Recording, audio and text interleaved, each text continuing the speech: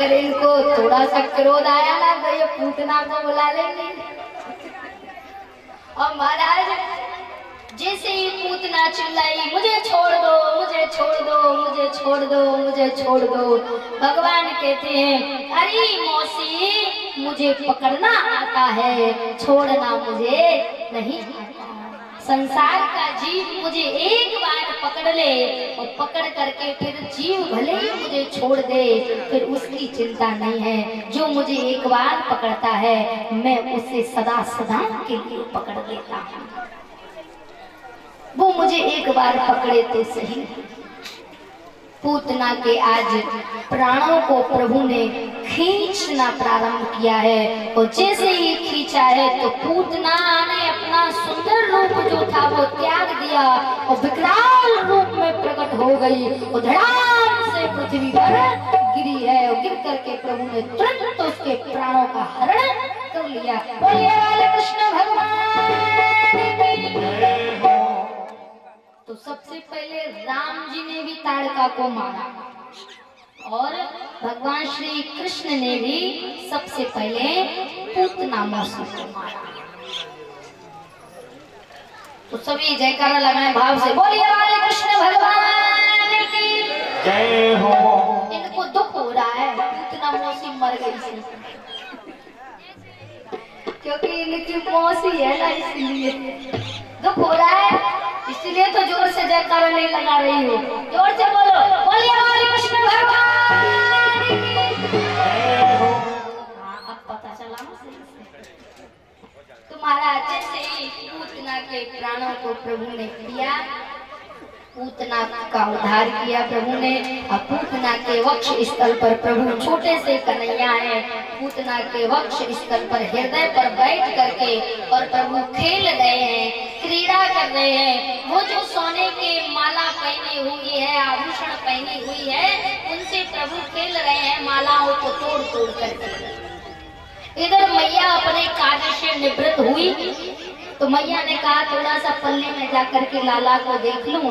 आज लाला बहुत देर हो गई है, लाला रोया नहीं है आज, क्या बात है। जब मैया ने पलना में जाकर के देखा है तो पल्ले में ललना नहीं है।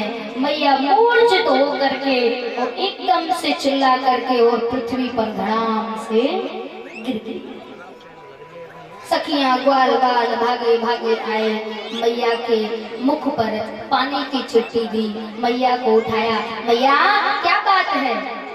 अरे मेरे पल्ले में मेरा ललना नहीं है, पल्ले में ललना नहीं है, पल्ले में ललना नहीं है। सबने पल्ले की ओर देखा तो पल्ले में लल्ला नहीं है। अरे मैया अभी तो हमारो लाला 20 दिना को नाय भयो, अभी तो हमारो लाला चलवो नाय जाने, बोलवो नाय जाने, हमारे लाला को ले गए।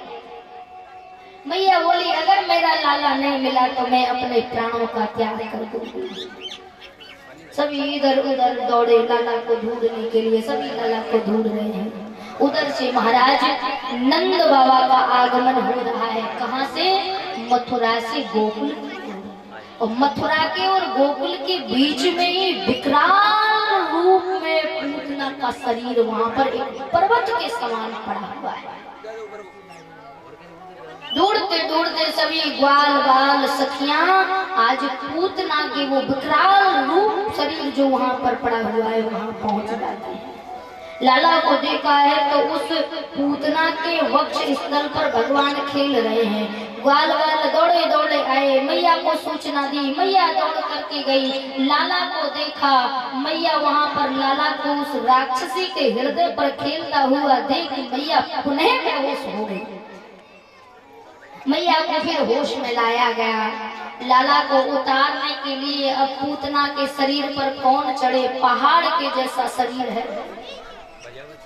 तब पूतना के शरीर पे चढ़ने के लिए महाराज नसेनी लाएंगे, नसेनी लगा करके पूतना के शरीर पर ग्वाल बाल चढ़े, चढ़ करके तब लाला को उतार करके लेके आए हैं। तो लाला को उतार करके मैया की गोद में लिया है। मैया लाला को अपने हृदय से छुपाने लगी, लाड़ लगाने लगी।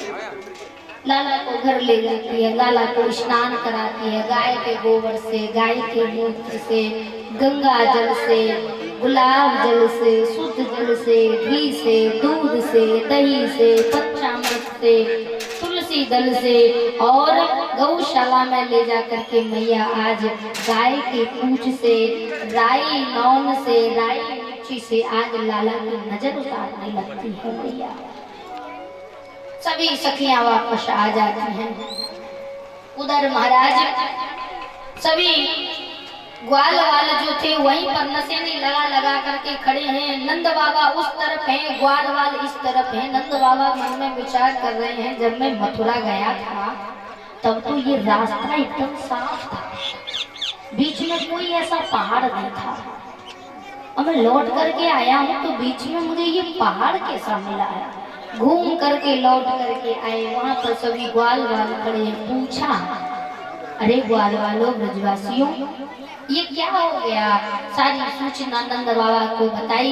नंद बाबा ने कहा, ठीक है, कोई बात नहीं है, हमारा लाला सुरक्षित है तो हम सब भी सुरक्षित हैं। ये जो भी राक्षसी है इसका क्रियाक्रम कर दो।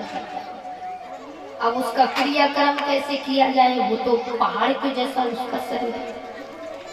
तो महाराज तलवार लाई गई, तलवार से पूतना के शरीर के टुकड़े किए गए। टुकड़े करके पूतना के शरीर की फिर चिता बनाई गई। चिता बना करके महाराज तब पूतना को अग्नि प्रदान की। जब अग्नि प्रदान की तो उसके शरीर से सुगंध आ रही थी, अगर की सुगंध। ये तो पापनी थी, राक्षसी थी। माँ का इसके हृदय में कोई अंश नहीं था, भक्ति का भी कोई अंश नहीं था। ये भक्ति शून्य थी, भगवान को जानती नहीं थी कि राम कौन है, कृष्ण कौन है। ये तो राक्षसी थी। फिर इसके शरीर से अगर की सुगंध क्यों आ रही थी?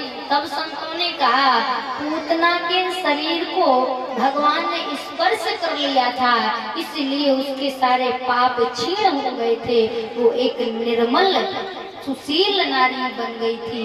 इसीलिए जिसके शरीर से भगवान का स्पर्श हो जाए वो तो स्वयं भगवान के चरणों में अनन्य शरणागति प्राप्त कर लेता है। इसीलिए पूतना के शरीर से सुंदर अगर की सुगंध आ रही थी। महाराज इस प्रकार से प्रभु ने पूतना का उद्धार किया। इसके बाद में महाराज कंस मामा एक एक करके राक्षसों को भेजते हैं। एक राक्षस का नाम था तृणावर्त। तृणावर्त नाम के राक्षस को भेजा, जो कि महाराज तूफान बन के आया था, बमंडर बन के। मैया अपने लाला को दुग्धपान करा रही थी और दुग्धपान कराते कराते मैया ने पूछा, मैया दुग्धपान करा रही है। कन्हैया ने पूछा, मैया मुझको एक बात बता, तो तुम दूध ज्यादा प्यारो है कि पूत ज्यादा प्यारो है? मैया बोली, ना लाला, मुझको तो 85 साल की उम्र में लाला की प्राप्ति भई है। तेरे बाबा के 9 लाख गौएं हैं, नित्य नयो दूध होवे, नित्य नयो माखन होवे, मुझको तो पूत ज्यादा प्यारो है। मैया के पुराने शासन के जमाने के माट मटका रखे हुए थे, बहुत जिनमें माखन भरा हुआ था। अब महाराज मैया के सामने चूल्हा बना हुआ था, चूल्हे में अग्नि प्रज्वलित थी, चूल्हे पर दूध की भगोनी रखी हुई थी। अब कन्हैया ने, भगवान ने अपनी योग माया से और उस दूध की तरफ हाथ का इशारा कर दिया तो दूध भगोनी से निकलने लगा। मैया लाला को दुग्धपान करा रही थी। मैया की दृष्टि चूल्हे पर पड़ी तो मैया ने लाला को जमीन में पटक दिया और दूध को बचाने के लिए भागा। और कन्हैया को आया क्रोध। कन्हैया बोले, मैंने अभी पूछा था कि मैया मुझको ये बता, तो को दूध ज्यादा प्यारो है कि पूत ज्यादा प्यारो है? तो अबे तो कह रही थी कि मुझको तो पूत प्यारो है, वो अब मुझको पटक के दूध को बचाने भागी है। मैं देखूं जाकर दूध के। और कन्हैया ने उठाया डंडा और एक एक करके सारे माट मटकन को धड़ाम धड़ाम धड़ाम धड़ाम धड़ाम धड़ाम सबको फोड़ दिया। आज मैया के आंगन में दूध और दही की कीच मच गई। मैया ने देखा, मैया माथा पीट के कहने लगी, अरे दारी के, दिना दिन जितना बड़ा होता जा रहा है उतना ही तू